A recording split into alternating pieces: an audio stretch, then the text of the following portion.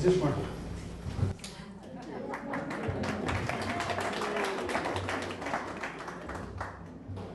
Thank you, Virus. Welcome, friends, to this meditation workshop. Today is just going to be an introductory lecture to introduce you to the subject, but the next 2 days will be the real stuff when we do practically what we always talk about. The spiritual science is a very practical science like all sciences.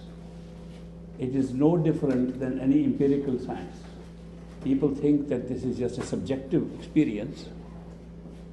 It may be a subjective experience, but the rules and conditions for study of spirituality are about the same as for any science. Indeed, when I was at Harvard University, a professor of applied psychology who claimed he was a scientist questioned how I could call the spiritual path a science. Because he said, in science, we have controlled conditions for experiments. The results are made published in books, and there is an empirical veracity to the results so that people can all see, and the results are repeatable. Do these conditions apply? And I said, certainly, the same conditions apply to practice of spiritual science. The fact that you have set up a laboratory up in the building on the 6th floor of your building, which was indeed the case. In the science building in Cambridge, the science lab for applied clinical psychology was on the 6th floor. I said, the fact that you have an outside building you call your lab, and a spiritual practitioner has an inside building on the 6th floor in the physical body, behind the eyes, should make no difference. It's still a lab. It is still an experiment that we are doing. He said, but we do have very closed conditions. We have windows shut down. We don't allow outside air to come in. We have equipment, machinery to measure things, and we control everything. I said, so is the spiritual practice of meditation controlled the same way. We sit down, allow the body to be absolutely steady. We close the eyes, the windows of the 6th floor chamber on the top of this body, human body, and we conduct experiments exactly like you do. And we publish the results. There are thousands of books published on the results of spiritual practice. Many people have declared that they have had the same experiences. What's the difference? The empirical rules that apply to science also apply to spirituality.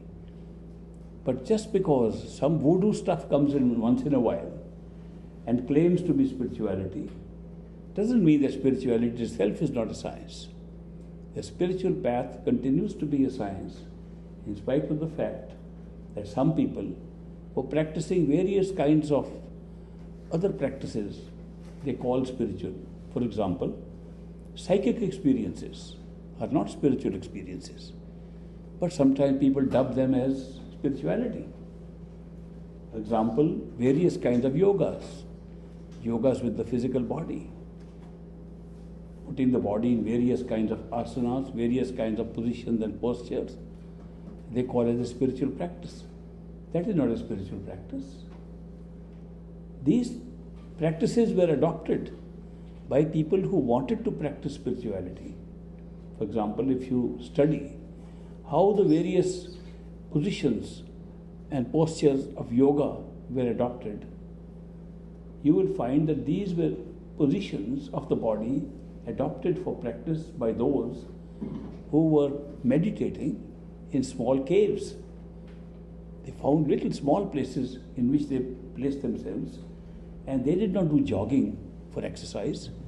They did not go on a treadmill. They had no clubs to go to practice their muscles. They had to do all this in a very small space. The 84 positions prescribed by Patanjali in his books on yoga all specify that those exercises which can help you to exercise all the muscles of the body can be performed in a very small space. And that's how these came up. Now, to call something that is making your body fit as a spiritual practice would be a misnomer.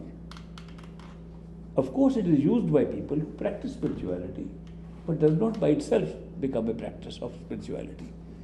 Similarly, psychic phenomena, like having an out-of-body experience, by projecting the heart chakra and having an experience outside of yourself, may be a great experience in expression of energy in the body, but does not amount to spirituality. I came here in the 60s and found there was a big practice of psychic experiences going on, which people thought were spiritual exercises. The psychic experience is an experience of the energy system in the body. The body is controlling all the energies through 6 chakras, 6 centers of energy that lie below the eyes. The highest chakra of energy lies behind the eyes. So all these chakras of energy which operate in the physical body and perform various functions, they distribute the energy, they create the frequencies necessary to keep the balance of the body and balance of emotions, balance of passion, balance of the 5 so-called vices. These energy centers are controlling the human body, but they do not touch the spirit at all. That is why to call a practice of any kind by any name a yogic practice that deals only with these 6 centers cannot be called a spiritual practice. The science of spirituality requires that you deal with the spirit, not with the body. Indeed, some people think that mind control might be a spiritual practice. They do not realize that the mind is only an accessory to the spirit and is not the spirit. The mind has been designed in the human body, in the human frame, in order to hold memory, in order to transfer memory from one body to another, in order to hold all the Akashic records that contain our destinies, in order to play out those destinies in human life, to play out through the 5 senses all the experiences of perception outside. It's a great machine given to us. But to experiment with that machine and to say it's a spiritual practice is again a misnomer. Spiritual practice can only be truly spiritual if it deals with the spirit, with the soul, with the consciousness of a person, with that which makes a person alive, that which makes a person a spiritual person. These mental exercises are good for the mind, but they do not qualify to be called spiritual practices. Then what exactly is a spiritual practice? A spiritual practice, scientific spiritual practice, or the science of spirituality would be to discover the spirit in its entire naked form without the covers of the mind, senses, and the body. If you are able to discover that, you are practicing the science of spirituality. And if you are doing anything else, these are different exercises to exercise the body, exercise senses, exercise the mind. They do not qualify to be spiritual practices. Now, in order to discover the spirit, we should know what spirit is. Spirit is our life. Spirit is our consciousness. Spirit is what makes this body move. Spirit is what makes the senses work. Spirit is what makes the mind work. Spirit is what generates love, beauty, joy, intuition in our experience. That is spirit. If we don't have this definition of the spirit, we go wrong right from the beginning in understanding the science of spirituality. That is why it is said, if you know yourself, your real self, you are practicing the science of spirituality. Socrates said, know thyself. And he called it a spiritual practice. He was right, because we don't know who we are. We think that the covers upon ourselves are ourself. We think this body, physical body, that covers our living consciousness inside is ourself. We think that because we have sensory perceptions, because we can see, touch, taste, smell, therefore these sensory perceptions are ourself. We consider that because we can think and we can communicate by thinking, because we can speak, because we can write, that is ourself. And none of these things is the self. These are covers upon the self. The self is the motive force that makes all these work. Consciousness drives all this equipment, and the equipment works exactly like a scientific equipment. You will notice that the physical body that covers all these internal covers of ours functions to create a physical material experience outside of ourselves. The material world would not be there if we didn't have a material physical body. The physical body generates the experience of a physical world around us. If we were to leave this physical body, as we all leave, we all come into physical bodies and we all leave, we all die. Somehow, a notion exists in our mind that everybody else will die, we have a little more time. When the last moment comes, we find we had no time at all. And that is why we miscalculated how long we will be here in the body.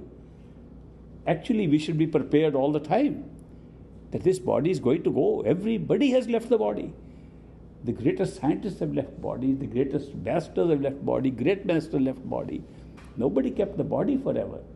And therefore, to believe that the body is that immortal self that we are supposed to be, that is referred to in all the scriptures, that we are immortal, and to consider a temporary body to be that immortal self is a great mistake. Then if this body is not our self, but creates the physical experience around us, how does it do that? How does a physical body create an experience?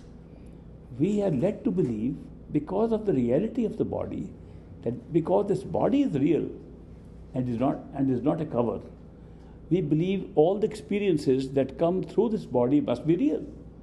So we take all experiences around us as real. We think the whole world is real.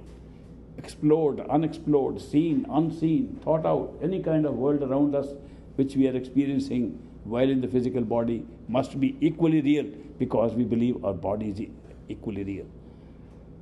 How does the body perceive? It perceives through the sense perceptions. The sense perceptions are actually another cover upon ourselves. The sense perceptions constitute what we call the astral body. The astral body is not a body, it's an experience created by sense perceptions per se. Even if we do not have this physical body, the sensory perceptions continue. And as we will find during the meditation sessions in the next 2 days, you can have all the sense perceptions without the use of this physical body. And I do some experiments with you, scientific experiments, to show you that this is true, that the sense perceptions do not die when this body dies, and therefore they have an independent existence besides this physical body. Indeed, if you are able to experiment with your astral body or the sensory body, you'll find it has a much longer life than this physical body. The physical body, in terms of physical time, only exists for a short period, 50, 60, 100 years, 150 years. It has never gone above that, and that's a very small period compared to the cosmic time created in the material around us, where we say this physical universe that we see has been created 14.5 billion years ago in the Big Bang. And when we talk of billions of years of cosmic time around us, and our body has 100 years life, such a small time. I saw in the National Geographic Museum in Washington, D.C., that they made a big clock to show the birth of this universe at 12 o'clock. I don't know if it was 12 midnight or 12 noon, must be midnight, because it's very dark. When the Big Bang took place, they say it was all dark. So the big clock shows that we did not come into being at 12 o'clock. The universe was created as a single cell, as a single molecule, as a single atom of hydrogen, and gradually developed into helium and hydrogen. The sun which we see today has still not been able to go beyond that, and is a collection of hydrogen and helium. after 14.5 billion years after the Big Bang. We also find that on that clock, we go right up to 4 o'clock before even the Earth is born. The Earth is between 3 and 4 o'clock that we see cool down to the level where we are seeing it now. And then upon the Earth comes various kinds of experiments like 6 million years of rain, so that all the Earth is covered by rain, which was vapor before that. The whole Earth is nothing but ocean. When the ocean is interrupted by volcanic activity of the volcanic energy inside the Earth, land appears. And land has been appearing slowly through volcanic action, but it has taken billions of years for all the land to appear. And the land is still less than 1/3 of the total surface of the Earth. And on this land came various other species of life. And according to that clock, the Earth became habitable for life at 5 o'clock. At 5:15, some of chimpanzees and animals came which were like us according to Darwinian theory of evolution. And at 5:25, man is born. And now we are at 5:27 p.m. If you look at time in that sense, you will see, what are we talking about that 100 years of life is much? It's a very small speck. If you really stand on the edge of an ocean beach and see the waves coming in, like a wave comes, throws up an energy and goes away, our life is no more than that. It's like a bubble that rises, looks beautiful in the sun, is colorful, nice, and then it's gone. With such a short life, we are assuming that is the immortal self that we are looking for. Is that what has been described in the scriptures? That we are the immortal beings? Obviously, it is no reference to the physical body, which is so temporary. But if we are able to experiment with the astral body, the sensory body, we'll find it is holding experiences that were there way before we were born. And it can be shown to have experiences that will last in a disembodied state when we have no body, even after we die in the physical body. How do you experiment? We do all the experiments with our physical body here, because that's our only reality at this time. We do not see any other real thing except our physical body and the physical universe around us. How can we experiment with something that happens after death, when we don't have a physical body, but the sensory systems still prevail? Can we double check that they do prevail, first of all? And secondly, how do they function? The method suggested by the practitioners of the spiritual science say, the method is simple. Try to follow what happens to a person when he dies physically in his body. You will notice, if you have seen a person dying slowly in a hospital, or any time that you have had occasion to see a person dying, you will notice that the person dies first from the extremities of the body.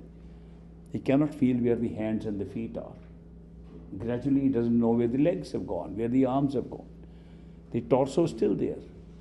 And when the torso also disappears from the consciousness of the person, he can still speak.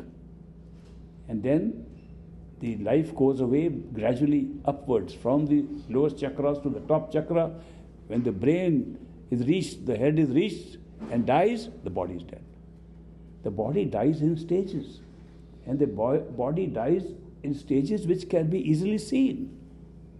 Now, the mystic practice says, the spiritual practice of science says, why not replicate this process without actually dying? Do we have to really die in order to have that experience? Or can we simulate this experience by a practice? So they said that there's a very good practice available to us because of a special talent given to all human beings called the talent of using our attention, human attention. Human attention is that part of consciousness which we can manipulate and direct wherever we like. We can put our attention on one particular thing. We can shift our attention, move our attention. Now this capacity that human beings have to place their attention where they like. You want to read a book, you can put your attention on the book and the book becomes intelligible.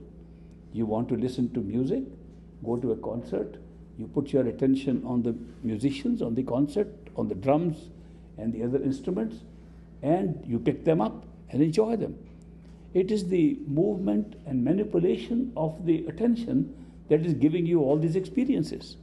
Since attention can be moved from one place to another, the spiritual science says, why not withdraw the attention to your own self within the body at one point? Why not withdraw the attention, if you can move it, locate it inside the body at a place which would die last in an actual death of the physical body, and that would be the brain. Why don't we use the power of moving our attention to figure out that we are in the head, we are sitting in the middle of the brain, and draw all the attention there? If we are able to do that, what will happen? Experiment, practice it, do a scientific experiment that if you draw your attention behind the eyes and hold it there, what happens? You will see that soon you will not know where your hands and feet are. Then you won't know where your legs and arms have gone. Then you will know that the torso is also disappearing from your consciousness. Eventually you'll be released from the experience of the body, and suddenly you'll find you are still there with a different body, with same sense perceptions, stronger sense perceptions than you ever had. This is almost calling, the whole experience can be called dying while living. We are still living, but we're having the same experience we would have if we were to die. And this is a scientific experiment that anybody can do, that you can withdraw your attention behind the eyes into the head and stay there till you become unconscious of this body.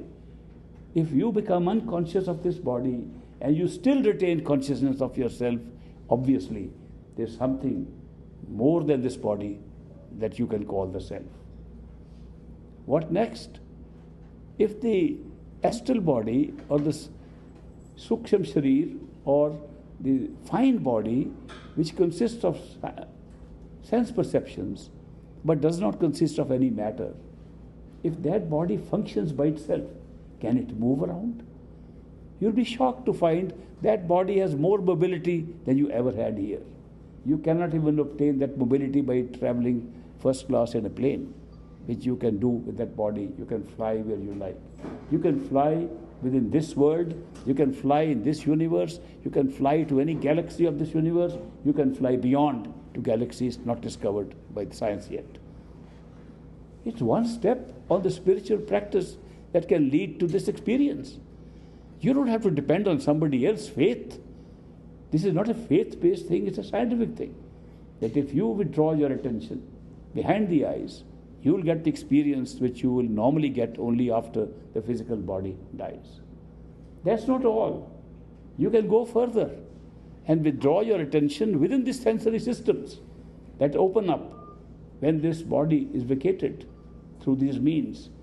And when the sensory systems are vacated by the same process of withdrawing your attention to the center of the head of the sensory system, you'll find even the sensory system disappears. And you are more alive than ever before.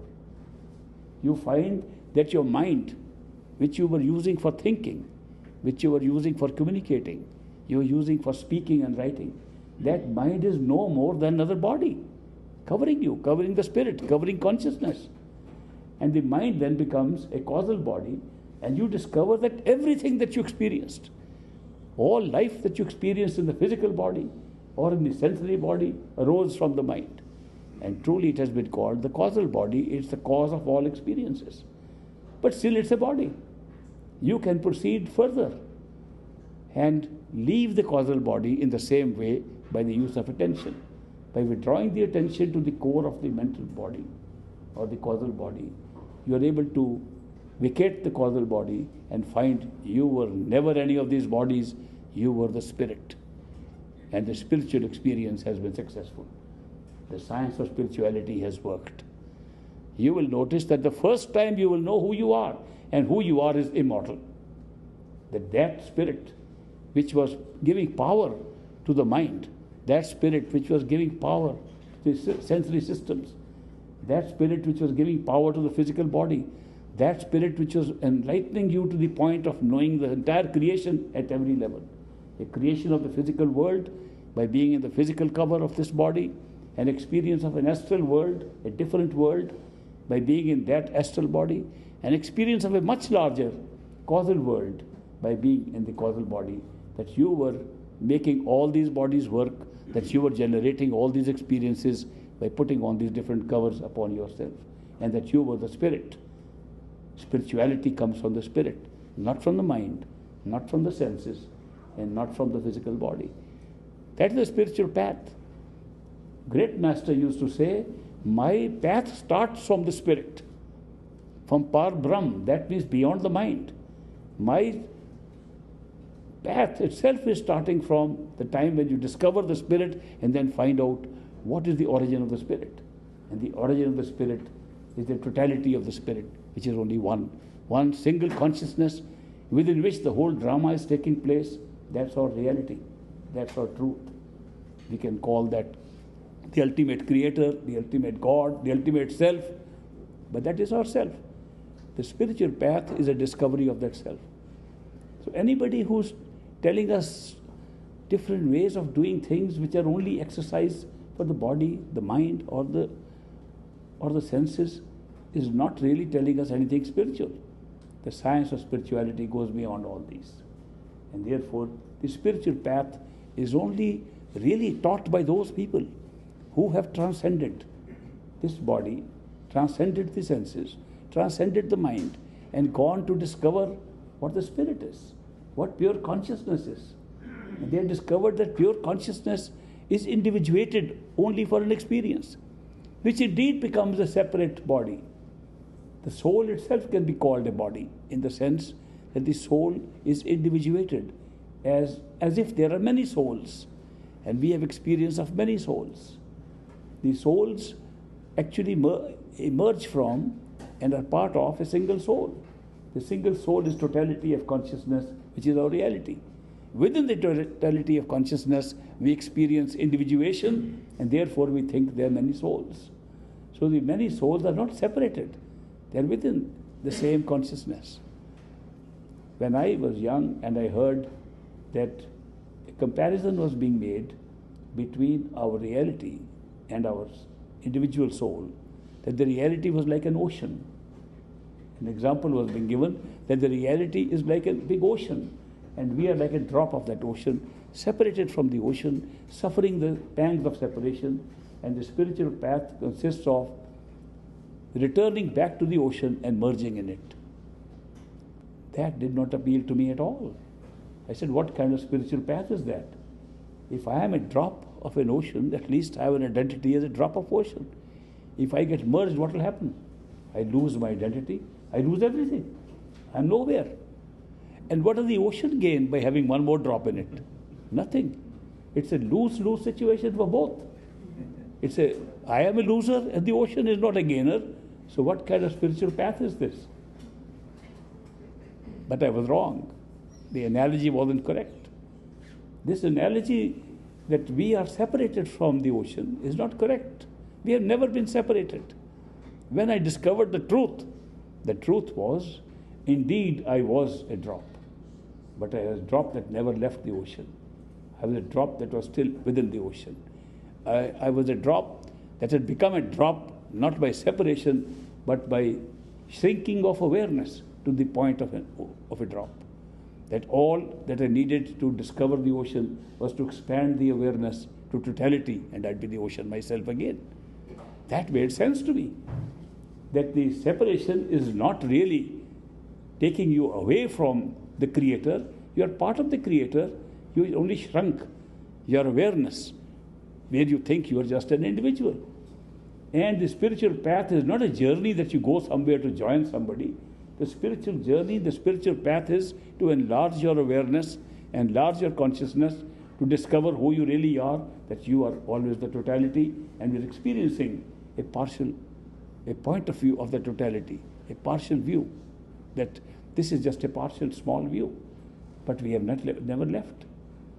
So that is why the spiritual journey can be misstated as a journey. It's such a small journey. Somebody asked me, how long is the spiritual journey? As if we have to travel somewhere. The reason why they asked me this question was because people travel to places of pilgrimage. They travel to various shrines. They travel to different holy places in order to meet their Creator, in order to worship. And they think that you have to make a journey. The journey has always been made by people by traveling, and they thought that the spiritual journey must also be some kind of a travel. It must be a spiritual travel that you have to do. So when they said, how long is the journey? How long is the distance to our destination? It was a tough question for me. I said, it's a very short journey. How short? Is it about a mile or two? No, it's not even a few inches. I was referring to the size of the head. And then they said, from where you are now to where you go, how far is it? I said, actually, the truth is, the distance is zero distance. The rising of consciousness within that zero distance creates the distance of the journey. It's not that we have to travel anywhere. When we experience things around us, does it ever occur to you, if you are driving in a car, is the car moving or is the whole universe around you moving? Has it ever occurred that maybe the car is stationary and it's all the roads are moving around you? Everything else is bypassing you, and therefore you feel there's a movement. All movement we experience in this world is based on relative positions of different things that we experience. If our experience is passing us by, we'll think we are moving. There is a little fun show in Disney World, which I like. They make you sit in a little bus, and then electronically they produce images and sensory perceptions. The wind is blowing on your face, and on the screen you see that things are moving very fast towards you, and they actually create the impression that you are flying through space. Actually, you are moving nowhere. It's just the experience created by the environment moving around you. Is it possible that this is also happening now? If you are able to study the science of spirituality in its entirety, you'll find that is precisely what is happening. You never move. Everything else moves around you and creates the experience of movement. You never change. It's the change around you that creates the experience of change. This is so remarkable. When do you find that out? You only find when you know who you are. You cannot find it less than that. Because below that, all the experience seems to be consisting of change. All the experience seems to be a movement. So you only discover when you discover who you are, when you are the spirit, that you find out that the entire experience generated by senses, by consciousness, by the body, all these experiences created change and movement because you were still and steady at one location, indeed no location. And all locations were created by the consciousness and created movement and change around you. That is why, how long is the journey? There is no journey. You are exactly at your destination right now. We are at our destination right now. If we were not, this body would dry and crumble. Our mind would die. Everything would die around us. It is by virtue of our being at our destination that makes us conscious, that makes us alive, and makes us have all the experiences of the different covers that we are having upon ourselves. This is indeed a great revelation to us through the science of spirituality, that you can discover your own self, your own truth, and find the answers to every question that has ever arisen about the covers upon ourselves. Every question that you have ever raised about this physical body and life in the physical world, every question you have raised about the sensory systems, every question you ever raised about your mind, what it is, how it functions, are answered by a single experience of discovering who you are. So that is why this spiritual practice is something far more than what we consider it to be. It's not just an experience of having some interesting psychic experiences. When I was at the university at Harvard, Cambridge, they had set up a new center called the Yoga Center. It was the design made by two professors of psychology who were then teaching psychology at the university. Those two professors were experimenting on consciousness, experimenting with what they called altered consciousness. They wanted to see if we can alter our state of existing physical consciousness, what happens? And they wanted external aid to do that. They did not use meditation or meditational exercise or practices. They imported some mushrooms from Mexico because those mushrooms were known to have altered states of consciousness of the people in Mexico. And they thought maybe we can experiment what is there in them. So they imported those mushrooms. They worked. They altered their states of consciousness. Then they analyzed the mushrooms and found that there was mescaline in those mushrooms, which they further developed by sending it to a Swiss lab. And this was the birth of the LSD and the DMT and the birth of the new drug age. Those two professors were expelled from the university for these experiments. One was Richard Alpert, and he became Baba Ram Das. He discovered that it was not necessary to go through chemicals to have altered experiences. The true way of finding altered experiences was through meditation. He went to India. He met many masters who were practicing the altered states through meditation, through withdrawing the attention, through moving attention within yourself. And he wrote several interesting books also. The other professor, Timothy Leary, he left and he was expelled from there. He left the country on an island and set up a new church. And he called the church of the boo-hoo. Why did he call that? Because he thought there was not much difference between the sublime and the ridiculous. So that is why he found that if you discover what consciousness is, how it can be altered so easily, you'll discover that we are experimenting with the periphery of spirituality. So these two professors had a yoga center there. And I was a student, and I had 3 other students from India who were studying there on a fellowship, on a scholarship that we got. And the other 3 were fond of drinking, dining, wining, womaning, whatever it is called. They were interested in parties of that kind, and I was not interested in that type of life. I had not grown up like that. So they tried to drag me into that life. And I would say, no, I don't want to go to these parties. They said, why you are afraid? You claim to be a very fearless man. Now the test has come and you have failed. You can't even come to a party. So there was another Pakistani guy who had lived in the university for a long time, who used to host these parties. They have a lot of alcohol, liquor, meats and all kinds of food which I was not accustomed to. And he told these friends of mine, if you bring this guy who pretends to be holier than thou, we'll treat him nicely and we'll break up all this holiness of his. And he'll be like us. I have broken many people who came from overseas as students and made them live a proper life of partying and drinking and all that. So they threw this challenge to me. And I said, no, I don't accept these kind of challenges. Then they said, you claim that great master, who was your teacher, who gave you all this knowledge, was really a great master. If a great master cannot protect you, what kind of master was he? That you can't even go to a party. When they named the great master, I had no option but to say, I'll go to the party. And I went to the party. In the party, the host decided not to have any vegetarian food and not to have any soft drinks, only alcohol, all liquor and meats, just so that I'll have no option but to drink and eat what they were drinking and eating. So when I reached there, 3 of the fellows there were from the yoga center who had been practicing altered states of consciousness. So when I sat down, by chance it happened that 2 of them were sitting next to me, and they began to describe that day's experience with the mushrooms.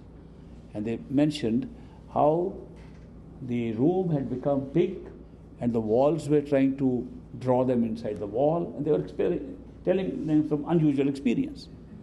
So I interfered with their conversation. I interrupted them and I said, then this happens. Then the walls come like this color changes like that. So they thought I was in it too. So they said, you too? A2 Brutus? And I said, no, I have never taken any of these mushrooms. I've never taken any of these drugs. And then how do you know all about it? I said, what you're describing is a very simple experience anybody can have by a concentration of attention on the heart chakra. And people are doing it all the time. This is nothing unusual. So they were so surprised by this. They said, you mean to say without drugs you can have the same experience as drugs? So they invited me to address the yoga center next day. It was called, the title of the talk was, Turning On Without Drugs. So I told them they can all turn on, and drugs is not necessary. Drugs are chemicals. They're interfering with your normal energy levels, usage of energy centers, and you just alter them and you get these experiences. I told them this is not spirituality. Turning on and having an unusual experience, even having an experience of out of body, means nothing. It is just a temporary experience lower than your wakeful experience. When you finish the experiment and you are awake, you feel this is more real than that. How can that be more real? If this wakeful state is real compared to your altered state, how can the altered state take you to any greater reality? So I mentioned some of these points in my talk to the yoga center, and they were surprised that all that they were experiencing could be done through practice of various kinds of meditations and yoga and so on. It has been done for centuries. So the point I was making is that they were considering that there is something to be done externally to the body, whereas all the experiences can be obtained within yourself through meditation. Meditation is the most powerful art that we have ever discovered in order to discover the highest levels of reality within us. Some people say we read books and they say this world we see is illusion. I said, do you believe it's illusion? I'll just take a little pin and prick you and see if you still call it illusion. There was a guy who came to the Dera of the great master once, and he was talking about his knowledge of Sachkhand, true home, and the highest regions. I said, here's a guy who's come for the first time, he knows all that. But then I found he was fake, and he was just trying to pretend that he was all that he had controlled himself completely, his mind was under control, his soul was under control. So I actually took a pin, a small safety pin, and I opened it up, and I poked it in him. I knew I could run faster than him. I was much younger. I was just a child. When I poked it, he got up and got so angry. He ran after me. I asked him, where are those 5 kids gone? We call those 5 kids, those 5 vices, because it is said that in the spiritual exercise, when you transcend the mind, these anger, lust, greed, they all disappear in the form of little kids walking away. You see them and they say goodbye and walk away. It's just an experience, a spectacle that comes. So I asked him that question because I saw his anger was so strong. And of course everybody was listening to him left. The point is, how can we call an experience going on as unreal, illusion, when the pain is real, when the suffering is real, the joy is real, the pleasure is real, the experiences are real? How do you call it illusion? I never call it illusion anymore. I call it reality of the physical order, one of the realities. We do not create illusions, we create realities. We create levels of realities, not levels of illusion. At one time, we have one reality. When we go to sleep and have a dream, in our sleep, we think it is real. And we create a dream reality. When we wake up, the dream reality becomes dream and is unreal. It is not unreal while we are dreaming. In the same way, this life that we are leading in the physical universe with the physical body is one form of reality. We have taken great pains to make it real. We have taken great pains to hide from ourselves all our higher realities. We have taken great pains to hide from ourselves all the knowledge of the future. We have taken great pains to forget the past, totally forget the past lives and forget most of our past current life. We've taken great pains to make it real. All these are elements that are making our daily life a real life. So this is a reality we live in. So that is why we have to practice in this world in every way as if it is real, including the practice of meditation. If this body were unreal, if this whole experience around us is unreal, what are we practicing with? What is spirituality then? What is meditation then? We are talking of this body as being real. It does not mean that we have really found a reality. There's another reality we'll find when we die. The same reality we'll find if we die while living through meditation. So we discover different levels of realities, and we have taken pains to experience every kind of creation. There's a creation, experience of creation. We are experiencing this physical world as an experience of creation. We didn't create in order to feel its illusion and a shadow. We created so that we think it's real and experience it as real. So this is a created reality. So the created reality has become more real than ourselves. And so the spiritual path says, discover yourself, you'll find that yourself is the only ultimate reality. All others are created realities. That people say, are the heavens real? Yes, when you are in heaven, they are real. When you go above them, they become unreal. Is the astral plane real? It's very real, much more real than the physical plane. If you go above that, it's as unreal as a dream. So everything becomes like a dream, it's a dream-like creation when you see it from one step above. It's reality when you're within that state. So it's a reality while we are in the physical world, in the physical body. This is our only reality. Not only is it real for us, it's our only reality. We do not have anything else. If we believe that there is a higher reality, that there are heavens, that there are higher levels of consciousness, they are only our imagination. They are only part of our conjecture that they are there. But what pinches us, what pricks us with a little needle is this physical body and the physical world around us. We are affected by the physical world. Even with the knowledge that you have a higher state of consciousness available to you, even with the conviction that there are higher states of consciousness where you can go, this remains the reality.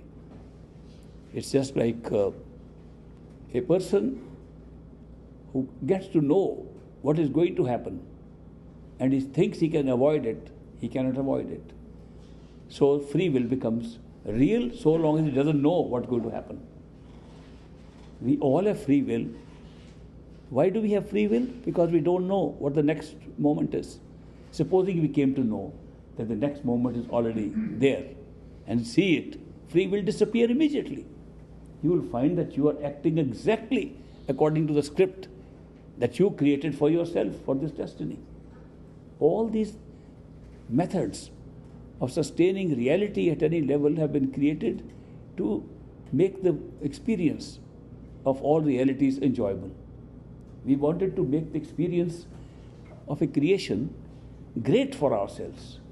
The experience became great, but it had a little drawback. The drawback was that in order to create a great experience, we had to create something that was not great. Otherwise, the great experience wouldn't become great. In order to create an experience of pleasure and to know what pleasure is, we had to create an experience of pain. If you don't have the opposite, you don't experience it. In order to see this light, we had to create darkness. Imagine if this light that is here, which we are seeing, were always there. Day and night, you close your eyes, you see the same light. You open your eyes, you see the same light. Do you know what would have happened? You would never have seen the light.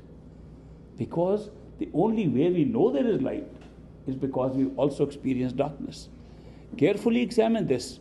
You will find all experiences of ours are based upon the principle of pairs of opposites, based upon the principle of duality.